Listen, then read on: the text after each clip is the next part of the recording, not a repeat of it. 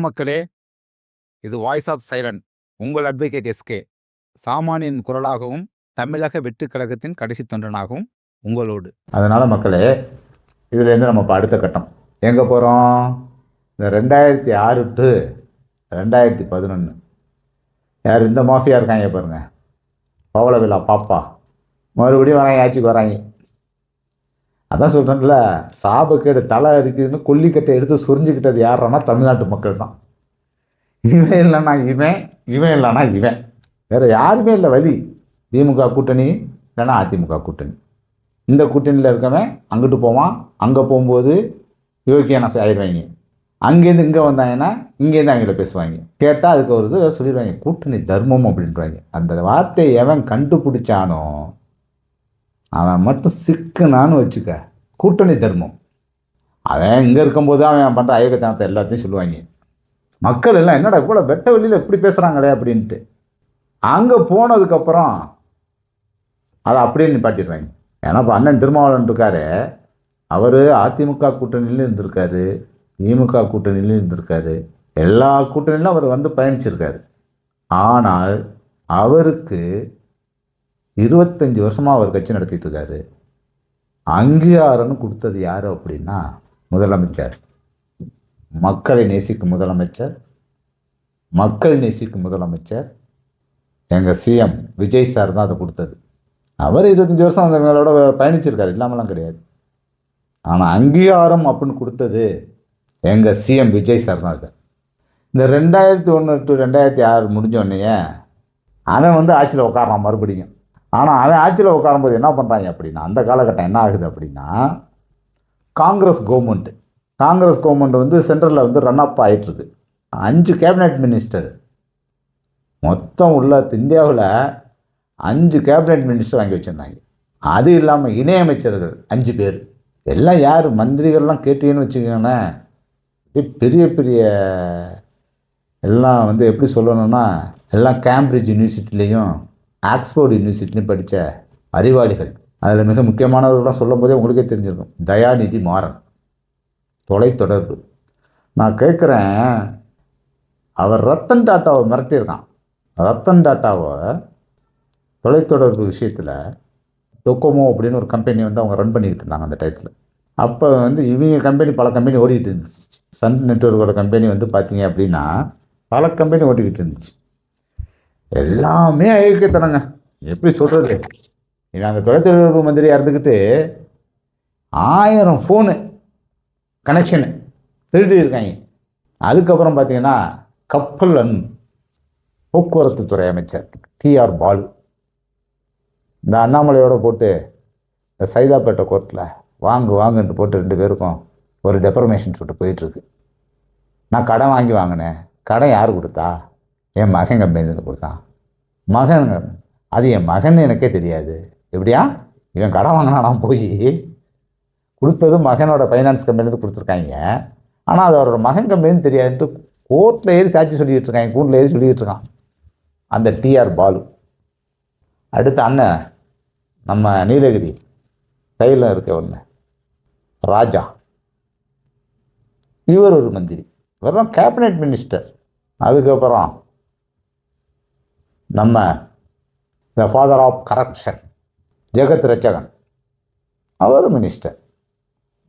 அப்புறம் அந்த ரகுபதி, அவர் ஒரு இணையமைச்சர். அப்படிங்கும்போது பவராக இருக்காங்க.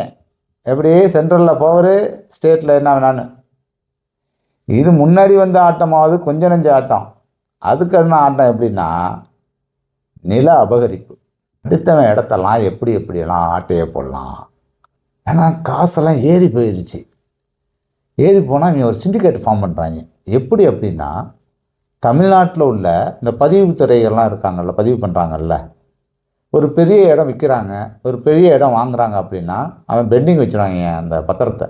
இவங்கள்ட்ட ரிப்போர்ட் போகும், இது மாதிரி இந்த இடம் வந்து சேல் ஆகுது அப்படின்ட்டு. அடித்து ஃபஸ்ட்டு இவங்க கிரயத்தை பண்ணு, காசு அது வருண்டா, ஃபஸ்ட்டு கிரயத்தை பண்ணுறான்னு வாங்குறது. அது மாதிரி வாங்கினதில்ல மிக முக்கியமான நபர் அப்படின்னா அண்ணன் கே.என். நேரு இருக்காருல்ல,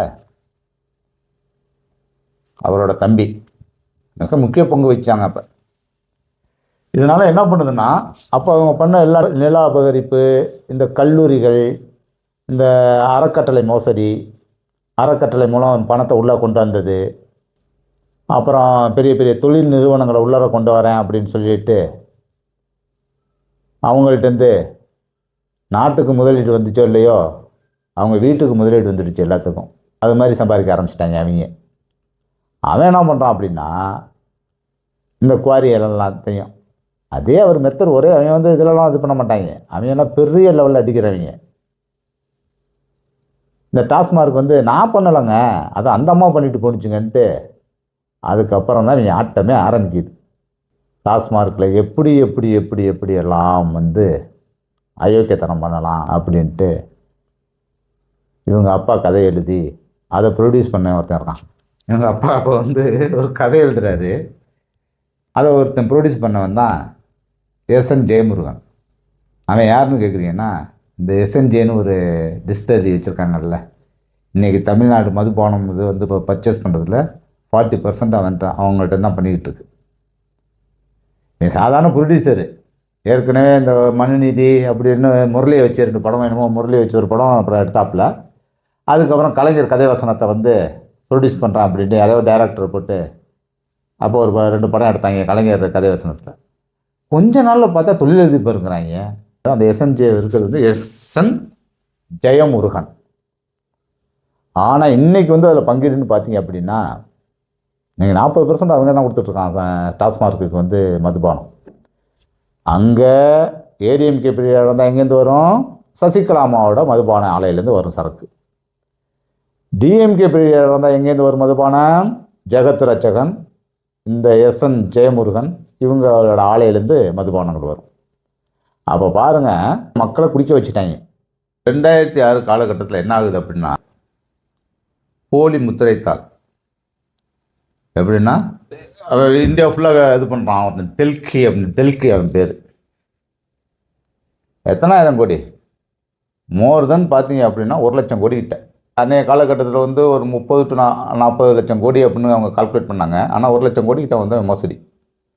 எப்படின்னா, இப்போ எப்படி கள்ள நோட்டு அப்படிங்கிறாங்க இல்லை, அது மாதிரி அவன் பதிவுத்துறைக்கு பயன்படுத்துகிற பத்திரங்கள் எல்லாத்தையுமே போலியாக தயாரிக்கிறாங்க. இதில் பார்த்தீங்கன்னா தமிழ்நாட்டில் உள்ள அன்னைய காலகட்டத்தில் இருந்த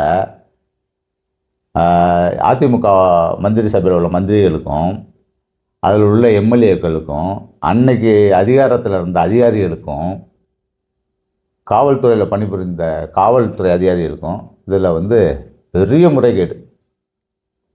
அது சிபிஐ வந்து விசாரித்து அவனுக்கு வந்து தண்டனை வாங்கி கொடுத்து, யார் டெல்கிக்கு தண்டனை வாங்கி கொடுத்து அவன் 2000 செத்தே போயிட்டான். ஆனால் அதில் பார்த்தீங்கன்னா தமிழ்நாட்டில் பெரிய முறைகேடு. இந்த போலி பத்திரத்தை கொடுத்து பதிவு பண்ணுறது, கள்ள நோட்டு மாதிரியே. கள்ள நோட்டு எப்படி அடிச்சு அரசுக்கு இழப்பீடு ஏற்படுத்துகிறாங்களோ அதே மாதிரி வந்து இந்த போலி பத்திரத்தை உருவாக்கி அதில் அரசுக்கு பெரிய இழப்பீடை ஏற்படுத்தினாங்க. பதவியில் இருந்த அரசியல்வாதிகளுக்கும் அதில் மிக முக்கிய தொடர்பு இருந்துச்சு. மறுபடியும் வரான், காசு எக்கச்சக்கம் வச்சுருக்கான், எல்லாமே பிளாக் பண்ணி வச்சுருக்கான். அதான் சொன்னல, எங்கெங்கெல்லாம் பத்திரப்பதிவு நடக்குதோ இவங்கள்ட்ட போகும். இவங்க ஆட்டையை போட்டு சிட்டையை போட்டதுக்கப்புறம் தான் மக்களுக்கே போய் சேரும். மிக பெரிய ஸ்கேம் பண்ணுறாங்க. அதில் யார் அப்படின்னா, இந்த அண்ணன் மார்ட்டின் இருக்கார்ல, இந்த அம்மா லீமா ரோஸ் போய் காட்டுனுச்சே, ஒரு கவர்மெண்ட் ஏஜென்சி தேர்தல் ஆணையத்துக்கிட்டே போய் கொடுக்குது. அதோட சொத்து மதிப்பு 5000 கோடி அப்படின்னு பிரமாண பத்திரத்தை கொண்டு போய் கொடுக்குது. இவ்வளோ பணம் எங்கேருந்து வந்துச்சு உங்களுக்கெல்லாம்? இதை தெரியாமல் தான் கேட்குறேன். மார்ட்டின் என்ன பண்ணுறான்னா, கோயம்புத்தூர் பகுதியில் பார்த்தீங்கன்னா இன்னும் எஃப்ஐஆர்லாம் நிலுவையில் இருக்குது. அவர் மேலே இன்னும் நிலுவையில் இருக்குது. இடத்த எல்லாமே இன்வெஸ்ட்மெண்ட் பண்ணுறாங்க. இவரோட காசு மட்டும் கிடையாது, மார்ட்டினோட காசு மட்டும் கிடையாது. இந்த ஊழல்வாதிகள் இருக்காங்கல்ல, மக்களோட உரிமையை திருடுறது, மக்களோட வைத்தறிச்சல், மக்களுக்கு அன்றாட கிடைக்க வேண்டிய அடிப்படை உரிமைகளை திருடின காசெல்லாம் இருக்குது பார்த்தீங்களா? இதெல்லாம் என்ன பண்ணுறாங்கன்னா, இது மாதிரி பிஸ்னஸ் மேனை உருவாக்குறாங்க. இவங்களே பிஸ்னஸ் மேனை உருவாக்குறாங்க. ஏன்னா அப்போ பார்த்தீங்கன்னா இவங்க குடும்ப நபர்கள்லாம் ரொம்ப சின்ன ஆட்கள். சின்னன்னா வயசில் சின்னவங்க. உதயநிதியாக இருக்கட்டும், சபரீசனாக இருக்கட்டும், இவங்கெல்லாம் ஆள் இல்லாத அப்போ என்ன பண்ணுறாங்கன்னா பெரிய பெரிய தொழிலதிபர்கள்ட்ட இவங்களோட முதலீடை உள்ளே கொண்டு போய் சேர்த்து பெரிய முறைகேடு. அந்த காலகட்டத்தில் வந்து பார்த்தீங்கன்னா இந்த ரியல் எஸ்டேட் பிஸ்னஸ் அப்படிங்கிறது பார்த்தீங்க அப்படின்னா தலை தூக்கி நிற்கிது. எப்படின்னா இப்போது இன்வெஸ்ட்மெண்ட் மெத்தடு அந்த டயத்தில் கொஞ்சம் வர ஆரம்பிச்சிது. மக்களுக்கும் வந்து ஒரு இது விழிப்புணர்வா இடத்துல போட்டால் மண்ணில் போடுற காசும் பொண்ணில் போடுற காசும் என்றைக்கு நிலையாக இருக்குன்னு மக்கள் மத்தியில் ஒரு ஆசை உருவாகுது. அதனால் என்ன பண்ணுறாங்க அப்படின்னா அந்த ரியல் எஸ்டேட் பிஸ்னஸை தலை தூக்குது அந்த டயத்தில். இதை சாதகமாக பயன்படுத்துகிறான். அந்த டயத்தை பயன்படுத்தி தான் இந்த டிவிஹெச் ட்ரூ வேலி ஹோம்லாம் இருக்குது பாருங்கள். யார்? அனந்த் KN நேருவோட பிரதர்ஸ் மணிவண்ணன் ரவிச்சந்திரன் பண்ணுறாங்க இல்லையா ட்ரூ வேலி ஹோம். இதெல்லாம் அந்த காலகட்டத்தில் உருவானது. உருவாகி எல்லா அடிக்கிற பணத்தை எல்லாத்தையும் கொண்டு போய் தொழிலாக மாற்றி தொழிலாக இயக்குனதுக்கு டேக்ஸ் கட்டுங்கிற பேரில் டேக்ஸை கட்டிட்டு எல்லா பிளாக் மணியையும் இவங்க பார்த்தீங்கன்னா பிஸ்னஸ் ஆக்கிட்டாங்க. அதில் என்ன பண்ணுறாருன்னா மார்ட்டின்கிட்ட கொண்டு போய் இன்வெஸ்ட்மெண்ட் பண்ணி இவங்க எல்லாம் எப்படி இந்த அரசியல்வாதிகள் எல்லாம் பார்க் பண்ணுறது மார்ட்டின்கிட்ட தான் போய் பார்க் பண்ணுறது மணியை.